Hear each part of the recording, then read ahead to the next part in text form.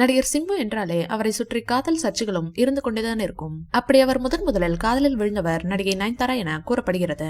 சில ஆண்டுகள் ரிலேஷன்ஷிப்ல இருந்த இவர்கள் பின்னர் பிரேக்கப் செய்துவிட்டனர். இதையடுத்து சிம்பு நடிகை அன்ஸ்கா மோத்வானியை காதலித்து வந்தார். இவர்களின் காதலும் ஒரு சில ஆண்டுகளுக்குள்ளாகவே முறிவை சந்தித்தது.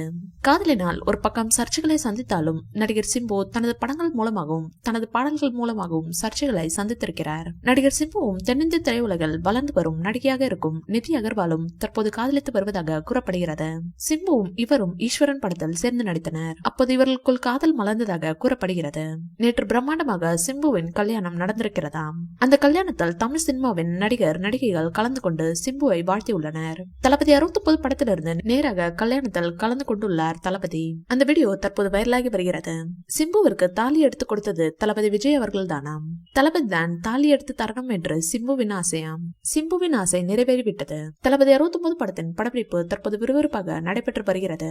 இந்நிலையில் தளபதி 69 படத்தின் முக்கிய அப்டேட் ஒன்று வெளியாகியுள்ளது. அதன்படி இப்படத்தில் டிஜே அருணாச்சலமும் முக்கிய கதாபாத்திரத்தில் நடிக்க கமிட் ஆகி உள்ளது தெரிய வந்திருக்கிறது. இவர் ஏற்கனவே வெற்றிமாறன் இயக்கத்தில் வெளியான அசுரன் படத்தில் நடிகர் தனுஷின் மகனாக நடித்து அசத்தியிருந்தார். அதைத் தொடர்ந்து சிம்புவுடன் 10 தல படத்தில் நடித்த டிஜே தற்போது தளபதி 69 இணைந்திருக்கிறார். இப்படத்தில் நடிகை மம்தா பஜுவுக்கு ஜோடியாக டிஜே நடித்து வருகிறாராம். விஜய் சாரின் கடைசி படத்தில் நடிக்க வாய்ப்பு கிடைத்தால் யார்தான் வேண்டாம் என சொல்வார்கள். இந்த வீடியோ பிடிச்சிருந்தா லைக் பண்ணுங்க, ஷேர் பண்ணுங்க. மேலும் விஜய் சார் பற்றிய தகவல்களுக்கு எங்க சேனலை சப்ஸ்கிரைப் பண்ணுங்க.